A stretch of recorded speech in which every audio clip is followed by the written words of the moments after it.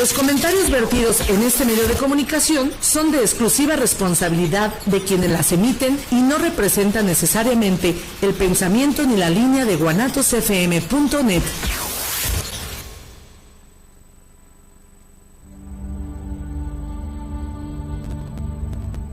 El hombre siempre se ha preguntado cuál es su propósito en la vida. ¿Por qué existe el dolor? ¿Para qué ama? Muchas veces estas preguntas solo pueden ser respondidas por la religión.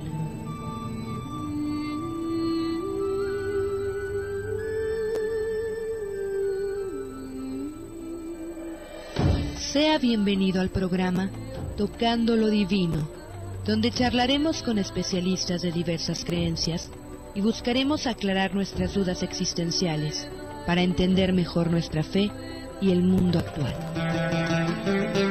Comenzamos.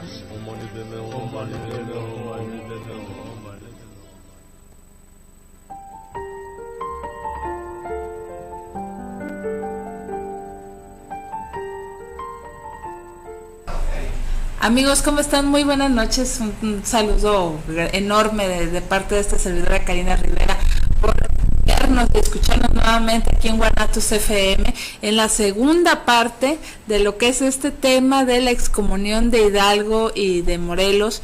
Ya en el programa anterior, en la primera hora que tuvimos la semana pasada, amigos, para aquellos que nos están viendo por primera vez, hablábamos con la doctora Isabel Eugenia Méndez Fausto. Buenas noches, Isabel. Buenas noches, Karina. Gracias.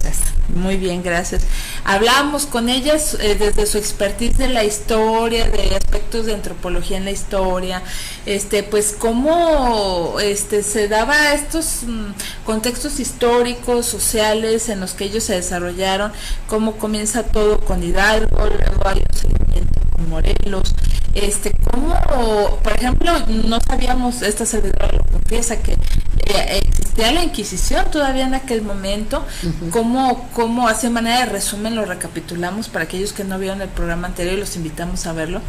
El hecho de que se me fue la idea, el hecho de que por el acto de romper o desobedecer lo que son sus votos de castidad, de pobreza, de no acatar las órdenes, de quedarse pues en su parroquia, en su iglesia que tenían a cargo y levantarse en armas, algo que no deberían de hacer, pues ya estaban, ahora sí como se dice, excomulgados de palabra, porque estaban rompiendo con la religión, y más en el aspecto de que ellos, recordando, amigos, pues eran personas ungidas, que sus manos fueron ungidas porque administraban sacramentos, realizaban este acto de lo que es la consagración del pan y el vino para que fueran pues el cuerpo y la sangre de Cristo, la famosa transubstanciación.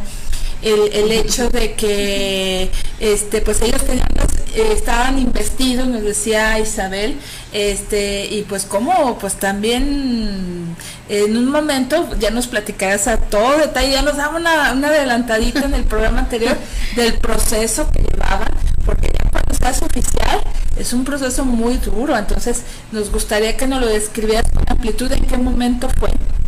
Pero antes, Isabel, de iniciar con ese punto, tú nos decías en el programa anterior que también no solamente ellos estuvieron como sacerdotes pues mezclados en este tema, sino que hubo otros sacerdotes que a lo mejor no sabemos sus nombres, sus apellidos, pero ellos también se involucraron. ¿Qué pasó con ellos? ¿También fueron excomulgados de esta manera tan penosa o recibieron penas menores porque a lo mejor no lideraban este movimiento de independencia? Bueno, hay una versión o una interpretación histórica que dice que los grandes cargos estaban con la corona, o sea, reaccionarios o realistas, y en cambio los curatos pobres o los curas pobres fueron los que se adhirieron o iniciaron el movimiento de independencia. Sí, efectivamente, bueno, para poder hacer esta interpretación quiere decir que un número significativo de sacerdotes estuvieron dentro del movimiento de independencia. Yo recuerdo ahorita otros dos sacerdotes, José María Mercado, que es sobresaliente, creo que es de la zona de Agualulco. Sí, pues también estuvo de Mercado. Agualulco de Mercado. Y entonces dice que estuvo acompañando a Hidalgo, las acciones de Hidalgo aquí en Guadalajara. Lo supongo porque sé, eso sí lo recuerdo bien, que dicen que fallece en el hospital de Belén. Entonces dice que para evitar precisamente tener que excomulgarlo, el sacerdote que lo ve en sus últimos momentos dice que saca un látigo y golpea la espalda desnuda del sacerdote por haberse atrevido a hacer lo que hizo, de andar en este movimiento. Sí. Y allí explica, porque es un libro de Luis Pérez Bernía, de Historia de Jalisco, que esto le valió para que se le levantara ese castigo, así lo dice. Y ahí se habló de un arrepentimiento del padre Mercado. Se habla de un castigo, pero no de decir un arrepentimiento como tal. No estaba vivo ya en el momento que lo hizo. Me imagino que lo encuentra agónico. Entonces ya no hay, a veces dice que aunque no hable ni nada, por las señales que da se dan cuenta de que está arrepentido. Pero si él manifestó ese arrepentimiento, un extra fue estos golpes que le dieron. Sí, para pagar pues esta culpa por haber pagar esta culpa. Y otro cura también que anduvo ahí fue Matamoros. Sí. Entonces me imagino pues lo más increíble es que yo pienso que no tenemos tan conocidos nuestros procesos históricos en México. No, somos ignorantes de la historia, aunque la estudiamos en la escuela. No, y me refiero también a los historiadores, a los especialistas, sí. Como que no tenemos tan claro, pues, y es que sí se avanza, ¿no? Tenemos versiones, tenemos interpretaciones y las vamos como mejorando. O definitivamente la misma sociedad nos lleva en otro rumbo y encontramos como interpretaciones mejores, pero sí. Así que que yo sienta que tenemos todo ya resuelto y que conocemos, pues no, definitivamente no, todavía tenemos ahí en esas etapas muchos vacíos, pues que tenemos que llenar.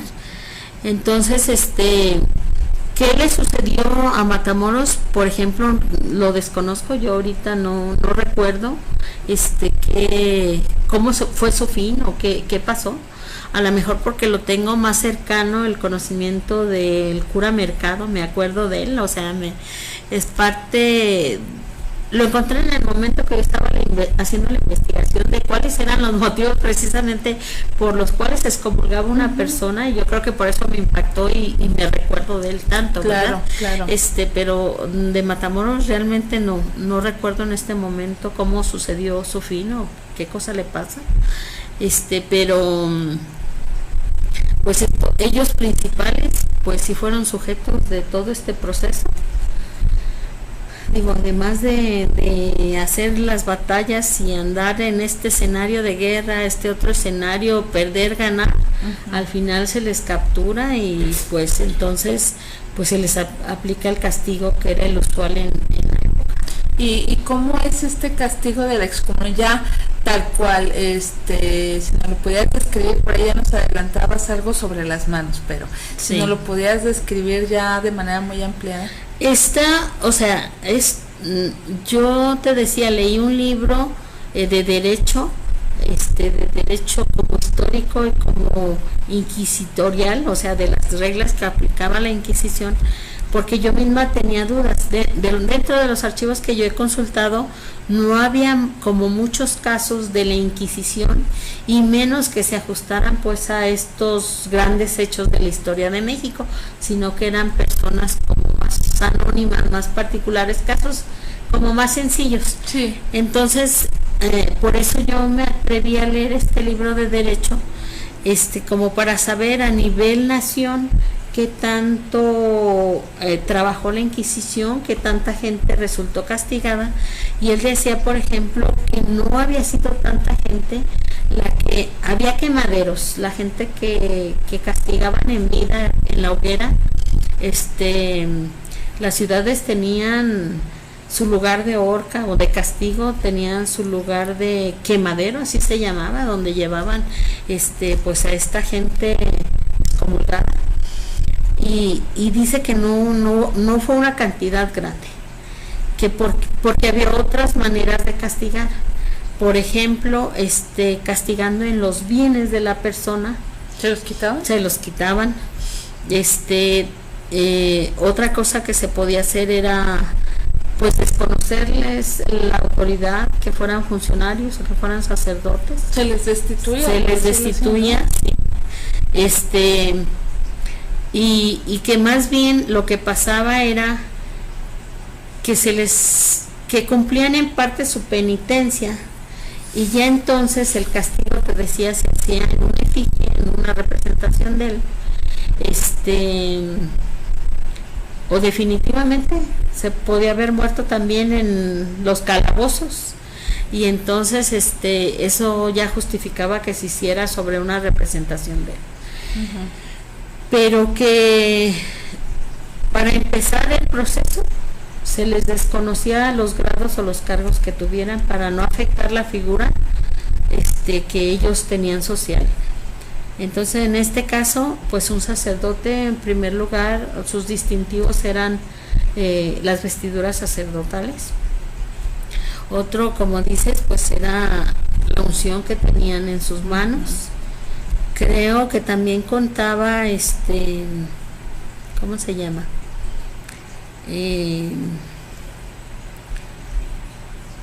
Pues creo que eran los principales. Sí, yo recuerdo, porque te digo, alguna vez en clase, bueno, han de saber nuestros amigos, los que no sepan la formación de esta servidora, yo soy licenciada en ciencias religiosas, pero también soy licenciada en teología. Entonces parte de lo que esta servidora aprendió precisamente pues fue historia de la iglesia. Y en una clase recuerdo que también comentaba que el sacerdote que nos estaba dando la clase, que los humillaban, que los ponían boca abajo, y pues en una manera también de castigo, o sea, literalmente fue una humillación tremenda para ellos este acto de decir, a ver, tú contradijiste, contrariaste toda la normatividad de la iglesia. Bueno, pues esto es lo menos, yo creo que te mereces seguramente al hacer esto. Pero por ejemplo, me asalta una duda ahorita.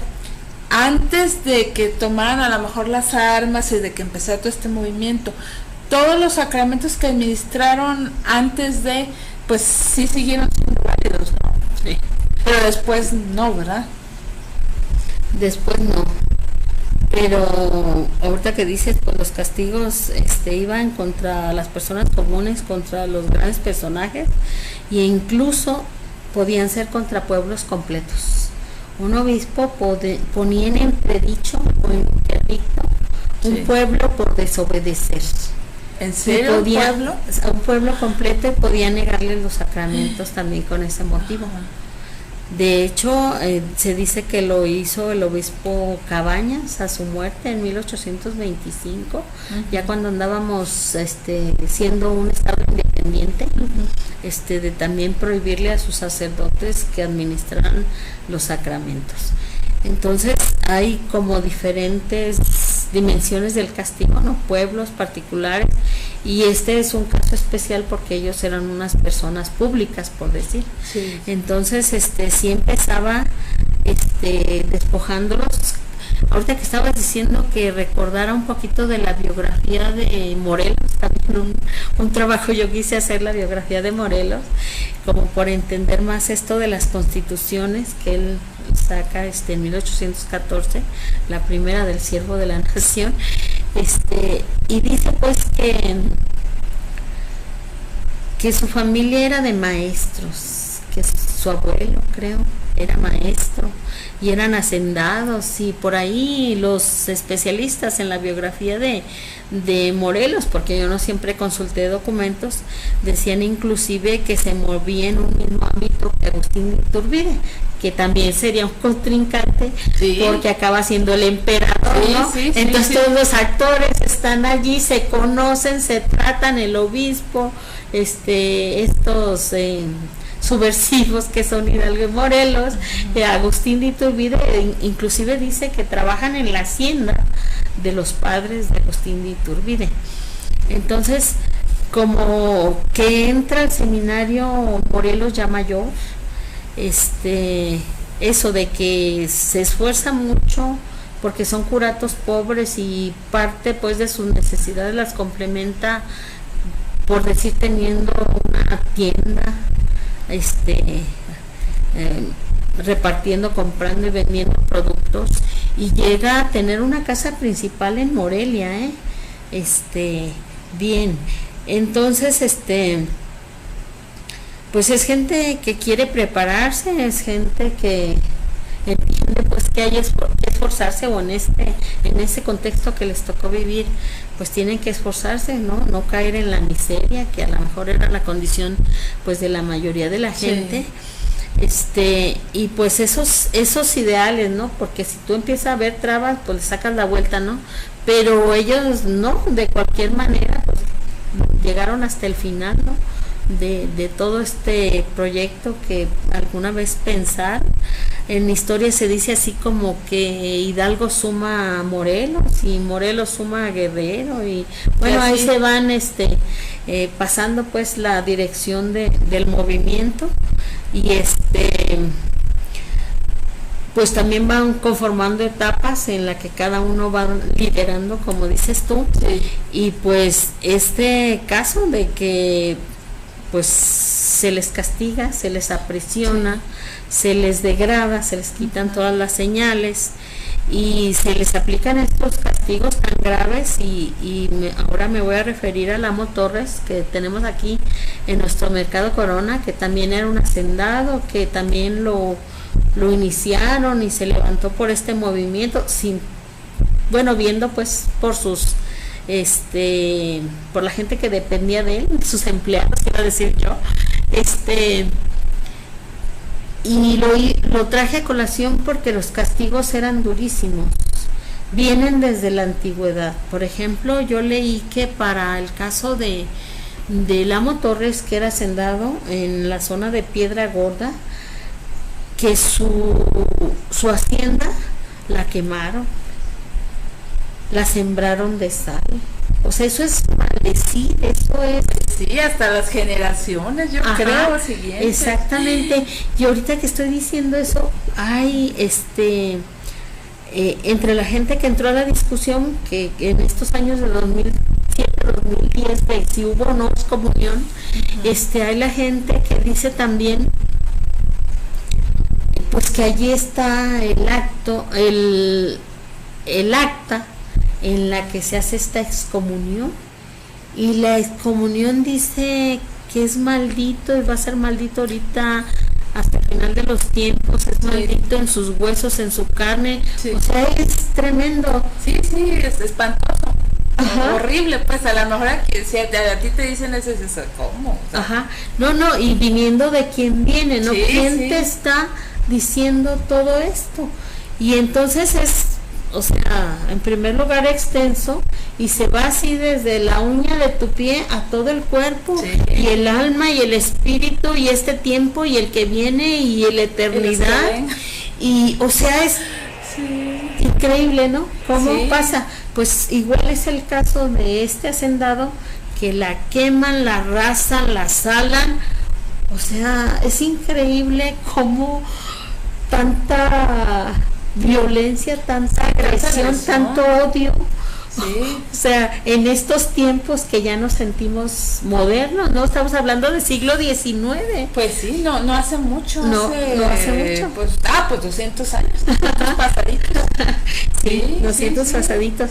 Sí. Entonces, pues estamos ya en un México moderno, y entonces la lees tú, sí te impacta, sí te impacta, la verdad, toda esa cosa que se dice, y la verdad es que pues como hecho histórico pues ya no hay vuelta atrás. No, eso es lo que te iba a preguntar. Entonces, si tú mencionaste en el programa pasado que estos diputados, me imagino que con el afán de que se acercaba el bicentenario de la independencia, y a lo mejor por limpiar sus nombres, no sé, solicitan eso, o sea, bueno, para empezar el desconocimiento, ¿no? De lo que es lo que significaba el hecho de haber sido excomulgados. Y por el otro lado, ¿qué pasa con la iglesia? ¿Qué responde ante esta solicitud? Que bueno, de antemano, por lo que nos dices, sabemos que no. Sin embargo, ¿qué les contestan? No, aparentemente el episcopado mexicano contestó que sí la levantaron la excomunión. ¿A quién? ¿A los dos? ¿O? A los dos, y de hecho dice así como que Morelos ni siquiera fue excomulgado. Pero resulta que si tenemos un acta, esa es una prueba, que si luego se habló de que se trasladaron, porque el motivo de castigar era prevenir en otra gente que también hiciera lo mismo, entonces se mandan las cabezas, las manos y todas las cosas que dicen que llegaron a la Alhóndiga y que allí se desintegraron con el tiempo, pues también fueron unas pruebas que mucha gente atestiguó. Entonces como que algo que ya está hecho y resuelto, pues entonces ¿cómo das marcha atrás? ¿Cómo Exacto. lo puedes quitar? Así de fácil con un documento ya. Ajá. Entonces sí, pues no sabemos quién, ¿verdad? ¿Quién es el más ignorante, verdad? Exacto. Bueno, pues para que sepan, amigos. Oye, por otro lado, en alguno de los documentos que tú buscaste o investigaste sobre este tema, se menciona que alguno de ellos hubiera tenido, Morelos o Hidalgo, hubiera tenido signos de arrepentimiento ante esta situación que estaban viviendo, decir, ay, pues me arrepiento por todas mis faltas, o pues ellos ahora sí, como quien dice, asumieron las consecuencias de sus actos. Pues yo creo que ya era el encono de este gobierno, que ya no se trataba que se retractara. Ya sí, lo hiciste, la pagas. Sí, o sea, si ellos alcanzaron esa importancia y alcanzaron a mover un país en ese grado y lo encaminaron y lo lograron, o sea, no nada más fue como un intento, se consumó. Entonces no es como a mí me interesa que te retractes, no, yo ya te veo como un enemigo, yo ya lo que quiero es que no sigas adelante, ¿no? Que si eres el líder aquí, pues que ya no me la sigas haciendo y que se acabe, ¿no? Más bien que, o sea, ¿qué caso retractarse si yo sé pues todo el proceso que tuviste y o sea, cómo me enfrentaste, cómo me desafiaste, cómo me ganaste en muchos de los casos? Uh-huh. Y pues yo creo que ellos no se iban a echar para atrás. Ah, sí. Pero además a los otros no les interesaba eso. No. O sea, no buscaban un arrepentimiento. Y ahora sí la pagas. Me la hiciste, me la pagas. Pues sí. Me la hiciste, la pagas. Sí, es que así era de determinante también en el caso de una persona particular. Entonces no es, ay, pues solamente decían que en los casos dudosos de que las apariencias te hicieran dudar y no supieras qué partido tomar, podías perdonar a ciertas personas, pero no, debían, es que el motivo del castigo es ese, evitar que otra persona repitiera lo que tú habías hecho. Entonces debe ser, sí, tenía que ser ejecutado, implacable y no andar. En este caso yo digo, no importaba ya tanto como la creencia, sino lo que tú hiciste, lo que me has afectado políticamente. Sí. Qué fuerte. Bueno, pues ahora sí que en este sentido cada quien tendrá su propia conclusión. Sí, se habla de cierta prédica, de cierto amor, de cierta misericordia, de cierto perdón. Y bueno, ¿cómo fue que es eso? Ese es otro tema. Pero bueno, nosotros estamos hablando de historia. ¿Qué te parece, Isabel, si nos vamos a un fuerte comercial? Claro que sí. Y regresamos después de la pausa. Amigos, no se nos vayan. Regresamos con la segunda parte de esta emisión. Regresamos.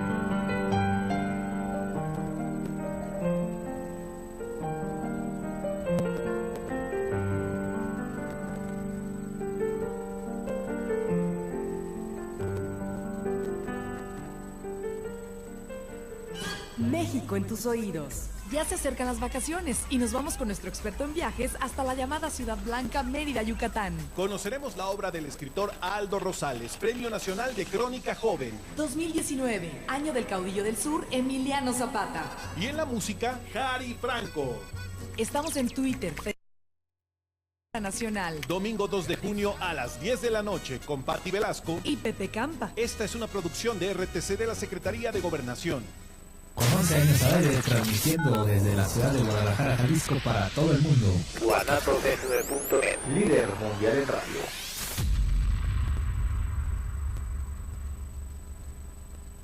Estudia Ciencias de la Comunicación en la Universidad Enrique Díaz de León y enamórate de tu profesión desde el primer día. Periodismo, fotografía, radio, cine, televisión, publicidad y relaciones públicas. Entra a Facebook UNEDEL Universidad o escríbenos al 33 18 10 23 01. Hazlo con pasión, hazlo UNEDEL.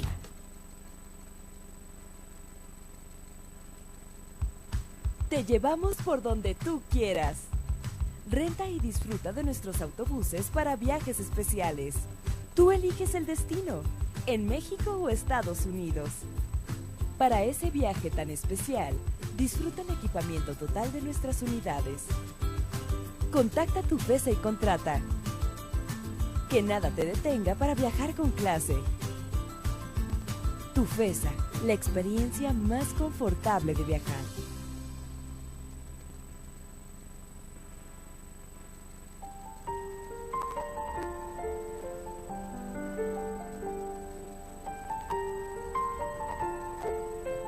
Que decían y en el Kush. Amigos, regresamos aquí a Tocando lo Divino, muchas gracias. No, la plática, amigos, sigue fuera del aire, lástima que no estén aquí en persona, pero muy entusiasmados platicando esta servidora y la doctora Isabel Eugenia Méndez Fausto, quien es, para aquellos que no lo saben, experta en historia, en arte funerario y también pues los aspectos antropológicos, sociales de estos contextos que estamos hablando. Y curiosamente estábamos hablando fuera del aire, amigos, sobre este tema de que a pesar que la Iglesia Católica no tiene quizás, entre comillas, el poder que ostentaba hace 200 años, así es, aproximadamente, con estos casos de Hidalgo y de Morelos. Sin embargo, de alguna manera, porque se nos pasaba, a esta servidora se le pasaba, ahorita Isabel lo recordó, los sacerdotes también tienen ese voto de obediencia.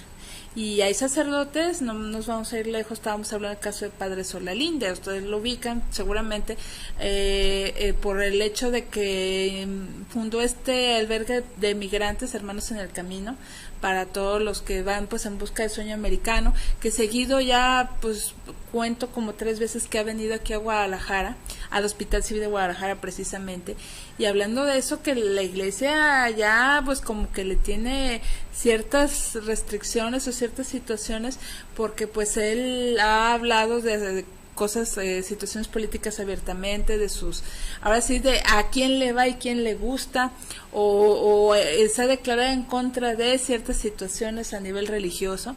Entonces, imagínense, a lo mejor no abiertamente dicen esta persona está excomulgada, pero ya como que dicen, a ver, pues cuidado, porque esta persona como que no va de acuerdo a las normas, ¿verdad?, de que nosotros decimos. Y a lo mejor habrá más ejemplos, y quizás sobre todo sacerdotes que impulsan mucho. Había otro sacerdote, nomás que no recuerdo, que creo que también apoyaba mucho a migrantes en Chiapas, se me dio el nombre, nomás que él sí estaba más mayor, que cuando se van yendo mucho a esto, la teología de la liberación, que va mucho, ¿verdad? Ya de la propia teología de la liberación, aquellos que sepan un poquito y los que no, luego vamos a abordar ese tema, lo abordamos en nuestra serie anterior, pero aquí no, de que también pues esa teología a la Iglesia Católica no le gustó mucho, porque precisamente hablaba de la igualdad, de lo social, de darle a las personas lo que necesitan, y ahí como que ya no les gustó tanto, pero bueno, es parte precisamente de la historia y de los intereses, y al final de cuentas recordando que son personas que dirigen esta iglesia o que la organizan, y no olvidar de que es muy diferente a los preceptos que enseñó su fundador, en este caso Cristo, por decirlo así, Jesús. Entonces, para aquellas personas que, pero ¿cómo? Bueno, Estábamos hablando de quienes la dirigen, no de quien la funda. Sí, para que no vaya a haber esa confusión. Y volviendo pues a este tema de la excomunión, ya en la segunda y última parte del programa, Isabel, pues la excomunión en estos días, en estas fechas, se sigue dando de alguna manera. Bueno, ya mencionamos que, por ejemplo, el caso de este sacerdote, pues sí, como que le tienen sus medidas y como que aguas, pero antes como que era más tajante. Ahorita, ¿tú has sabido en la actualidad de casos de excomunión, quizás por ser, pensar diferente o decir no estoy de acuerdo, de personas, consagradas o personas no consagradas? O sea, personas comunes y corrientes, laicos, como se les denomina. Bueno, yo me defiendo diciendo yo soy historiadora, ¿verdad? Yo estudié la excomunión para los siglos pasados, y precisamente como para encontrar un criterio del uso de los cementerios. Pero yo no sé si en la actualidad, me imagino que sí, ¿no? Que debe haber casos en donde pues las opiniones y sobre todo la participación de una persona dentro o de fuera de la iglesia pero creyente sí pueden ponerlo pues en esta situación, ¿no? De que se dude, de que se piense que desobedece, que sobrepasa pues los criterios, que no se ajusta a lo que se le está indicando. Yo me imagino que todavía se puede hacer. Bueno, simplemente muchos como en el pasado religiosos, religiosas, estaban obligados a la confesión y llevaban como una vida espiritual dirigida. Pues desde allí es una manera de estarlos conociendo y de estar sabiendo en dónde están y hacia dónde van, ¿no? Eran obligatorias las confesiones, es obligatoria la obediencia, es un sistema piramidal, o sea, están obligados con sus superiores, inclusive declinan opinar o ellos mismos en hacer decisiones. Entonces sí hay todo este tipo de obediencia o sometimiento. Sí, como le quieran llamar cada quien. No sé en qué sentidos o en qué casos, haciendo memoria, pues no sí, que haya salido a lo mejor alguna comentario en la investigación que tú hiciste, algún caso. Pero más pues reciente, simplemente el ejemplo que trajiste ahorita aquí a la plática de la teología de la liberación, pues todos estos sacerdotes y obispos de estos países tan empobrecidos, en situaciones de guerra, son los que cambiaron y son los que piensan que debe ser diferente. Claro, porque lo están viviendo. Y ellos en bloque, pues, y no estamos hablando de hace mucho, de los 60, 70, ya no son reconocidos. Así es. Ya no son reconocidos, entonces pues como que el libre pensamiento no está bien visto. Exacto. Entonces así como nombres no, pero pues este movimiento dio muchas figuras muy sobresalientes. Sí. Y entonces podríamos decir, bueno, entre ellos Hidalgo y Morelos, ya manera de ir haciendo el cierre, Isabel. Pues tú dices que históricamente sabes que ya sus manos, su cabeza, ¿mencionaste? Sí, es que si recuerdas cómo se llama la tonsura, sí, que le abren sí, ese que se ve el círculo del cabello y acá está peloncito. Ajá. Sí. Es también una señal de cuando van avanzando en los grados para la profesión. Sí. Entonces y bueno, la cabeza es la parte principal del cuerpo, ¿no? Entonces decapitar a alguien sí, nada fácil. Ajá, consagrado o no consagrado, pues era una necesidad de los poderes constituidos para deshacerse de enemigos, ¿no? Así es, y como dices tú, volvemos al castigo ejemplar. Ajá. Para que si otros estaban en las mismas digan hasta aquí mejor no les sigo. Sí. Decían que por eso se hacían públicos los castigos. para que la gente viera pues que no había esa libertad, no había esa tolerancia para que cada quien manifestara pues sus opiniones o hiciera su libre voluntad, que ahí estaban pues las dos autoridades al pendiente, ¿verdad?, de que todo continuara igual. Entonces sí era pues otra época, ¿no? Otra época. Sí, otra manera de ver las cosas. Y oye, entonces ya concluyendo, quien dentro de lo que tú investigaste, bueno, ya no siendo ni Morelos ni Hidalgo, cuando eran excomulgados, a lo mejor por faltas más leves, repitamos, creo que esto lo decíamos en el programa anterior, en el sentido de que, hablando de lo funerario, que estas personas cuando eran excomulgadas no existía registro de ellas o se decía esta persona es excomulgada, y de igual manera cómo era el proceso ya de la sepultura cuando ya fallecían, es decir, cómo se les demostraba a la sociedad que estas personas eran non gratas. Pues eso de que no tenían misión en un camposanto. Si alguna vez por error se admitía una persona que debía ser excomulgada o había sido excomulgada, había un ritual especial para volver a sacralizar aquel lugar. O sea, se retiraban estos restos, se le volvía a hacer esta bendición, se volvía a dejar santo el lugar, pero se hacía hasta 2 veces. Entonces era mucho cuidado de que el que no debía llegar nunca llegara. Y el lugar era simplemente resguardar el lugar era un camposanto, pues. Entonces el que no cumplía no entraba, eso era. ¿Y qué pasaba con él? Pues no le interesaba la iglesia qué pasaba con él. Para nada, ni la familia ni nada, aunque la familia dije, oye, pues yo te doy tierras, te doy dinero.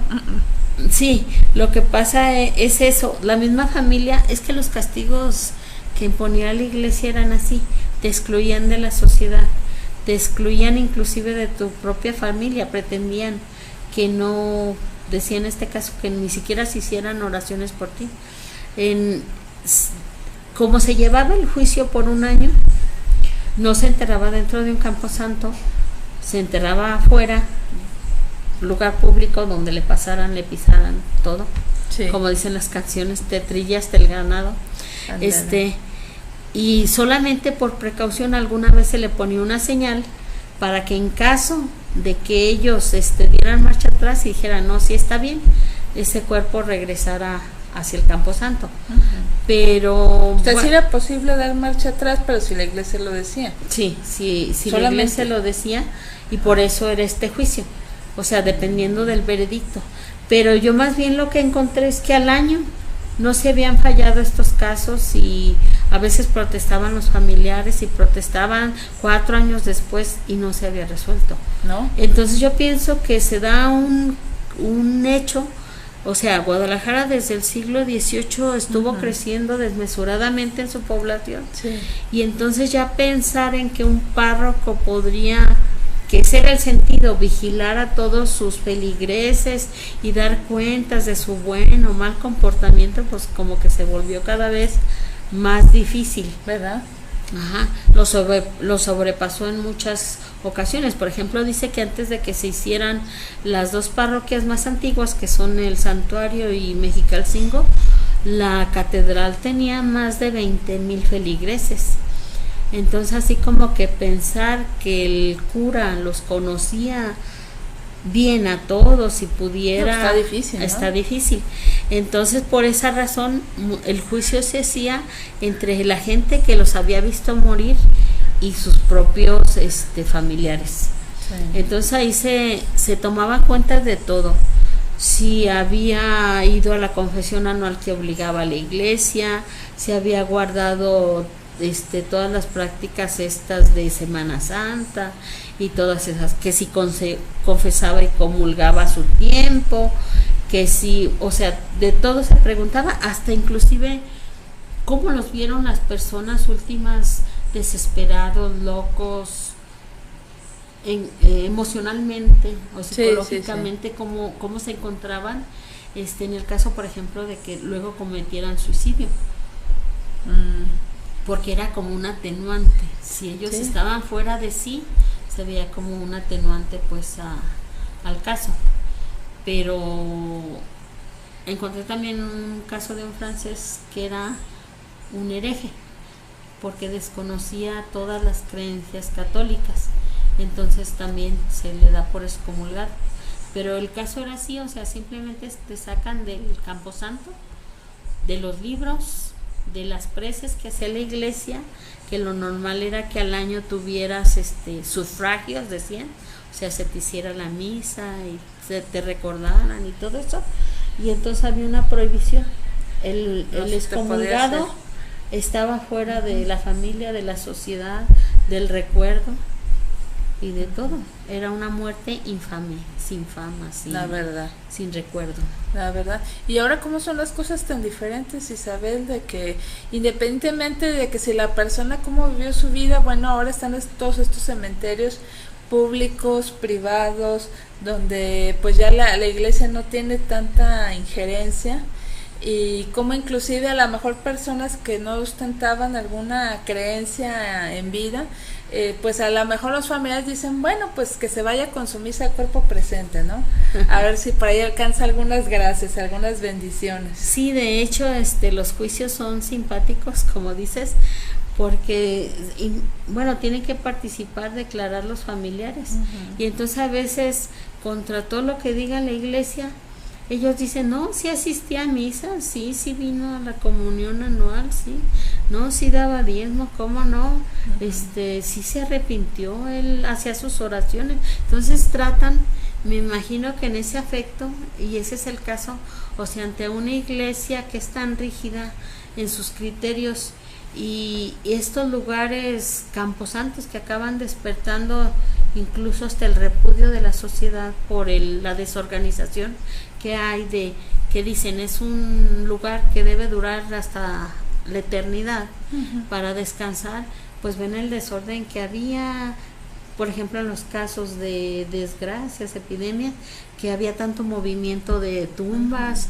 Es tan curioso que había hasta un oficio en Catedral del Caniculario, alguien con un látigo que impedía que entraran los perros, porque a la hora de las exhumaciones podían tomar uno de los huesos. Entonces, resguardar el cadáver también es una forma de resguardar su futuro en la gloria. O sea, no son independientes, tan independientes el alma del cuerpo. ¿Será que por ese motivo no se permitía antes la cremación? Sí, la cremación es una disolución, es acabar con el recuerdo y con el cuerpo. Entonces estaba prohibida, decían que era una forma de los no creyentes. ¿Y ahora? Por necesidad. Está permitida pero condicionada. O sea, el interés no es desaparecer el recuerdo ni desaparecer el cuerpo para desaparecer el recuerdo de la persona.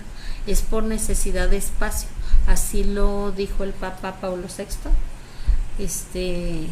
Por eso se dice condicionada, porque nosotros no lo estamos haciendo con la intención que las hacían los no creyentes o las antiguas culturas, porque esa es una forma muy antigua. Ah, sí, pues hasta los vikingos así lo hacían. Es una forma, ándale. Incineraban a sus muertos. Sí, por eso la forma de enterramiento que se dice católico era en tierra y dejar descarnar los huesos.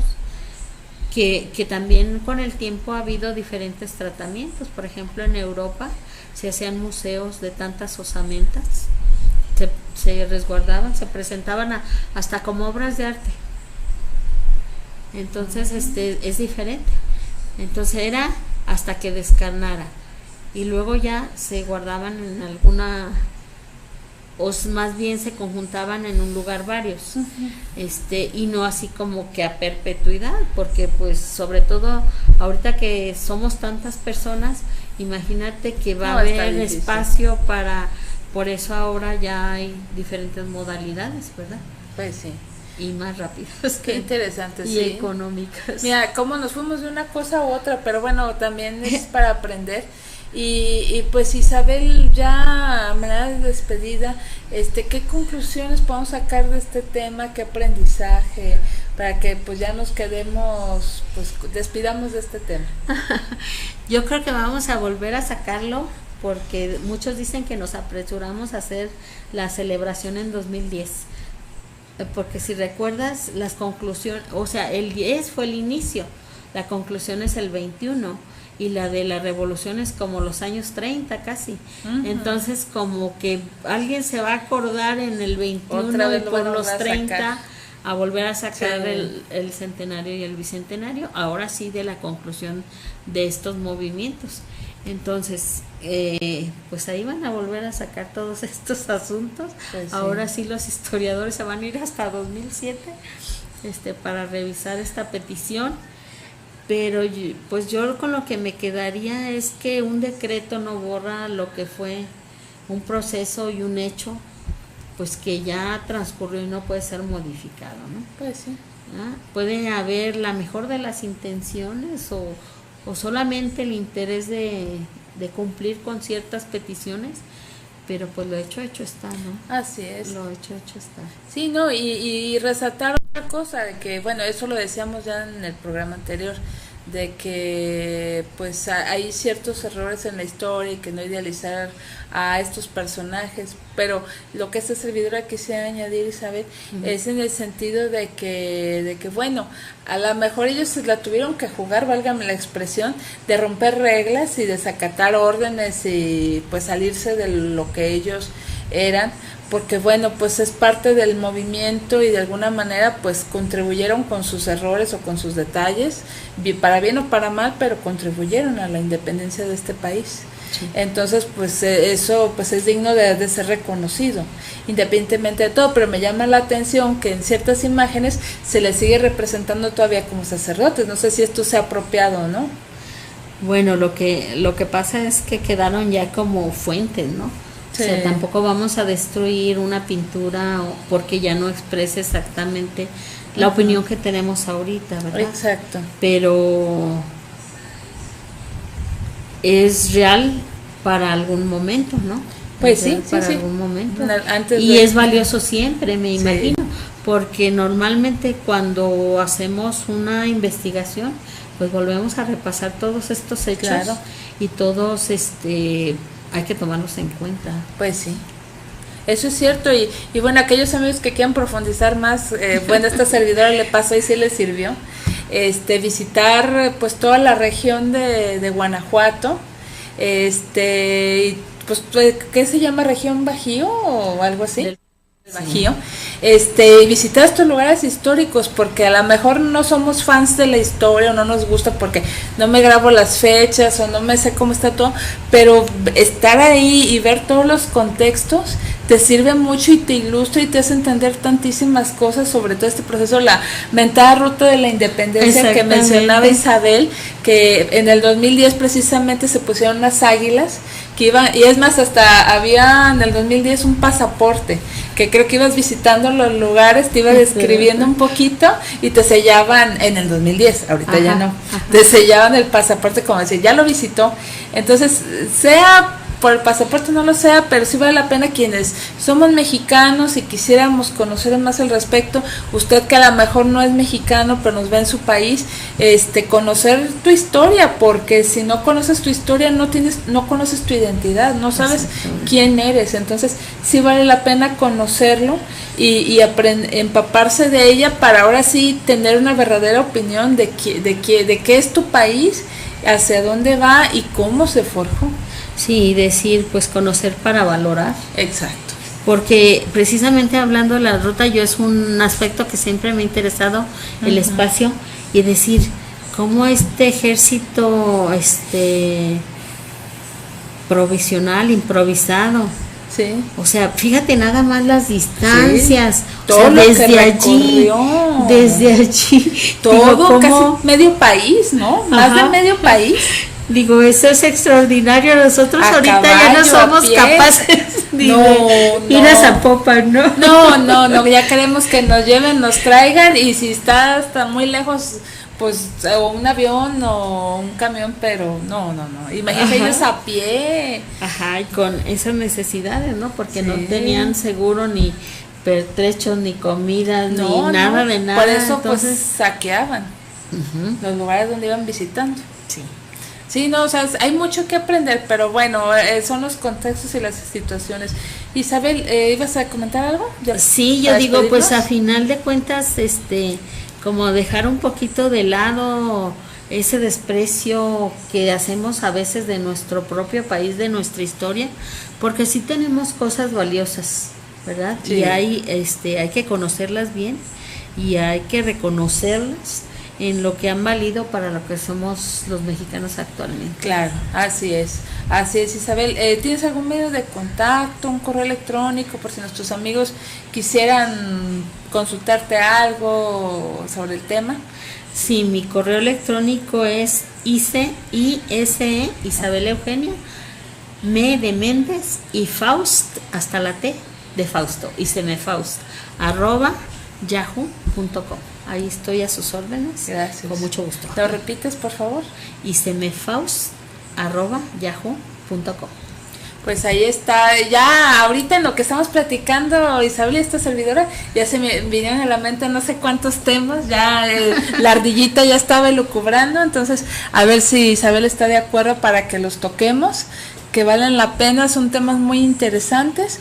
Y pues no me resta más que darte las gracias por habernos acompañado estos 2 programas y pues haber aprendido tanto, la verdad, y espero que también les hayamos dejado algo sobre valorar y pues entender los contextos que se dieron, pues en este caso en la vida pues religiosa de Hidalgo y de Morelos como sacerdotes, que pues bueno, fue algo interesante, pero pues también pues lamentable desde otras perspectivas, pero bueno, al fin y al cabo pues ahora sí que es una consecuencia que tenía que pasar por este movimiento de independencia, así que no me resta más que darte las gracias y desearte una excelente noche. Gracias. Igualmente, Karina, muchísimas gracias. Gracias, y pues amigos, esta servidora Karina Rivera se despide. Muchas gracias a Israel que estuvo en los controles y nos vemos el próximo miércoles en punto las 21 horas con otro programa nuevecito de paquete de relumbrante de Tocando lo Divino. Y recuerda que también a través de Guanatos FM la repetición de este programa es todos los martes en punto de las 9 de la mañana, los martes a las 9 de la mañana, y si no, de todas maneras ahí están las redes sociales, tanto de Guanatos, de Orange Comunicaciones, de la fanpage de Tocando lo Divino, ahí puede ver todos los programas anteriores, y pues le mandamos un abrazo y que tenga una excelente noche. Hasta luego. Que estén muy bien.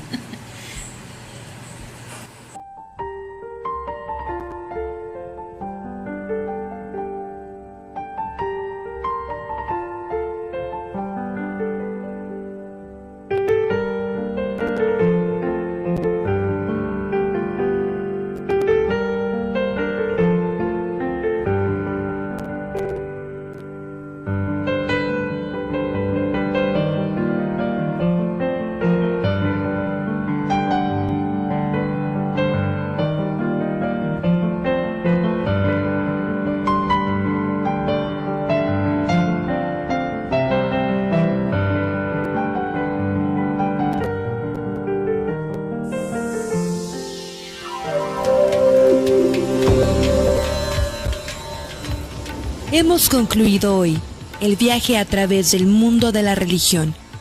Lo esperamos en otra emisión de Tocando lo Divino. Envíe sus dudas y comentarios al correo tocandolodivino@yahoo.com. Hasta la próxima.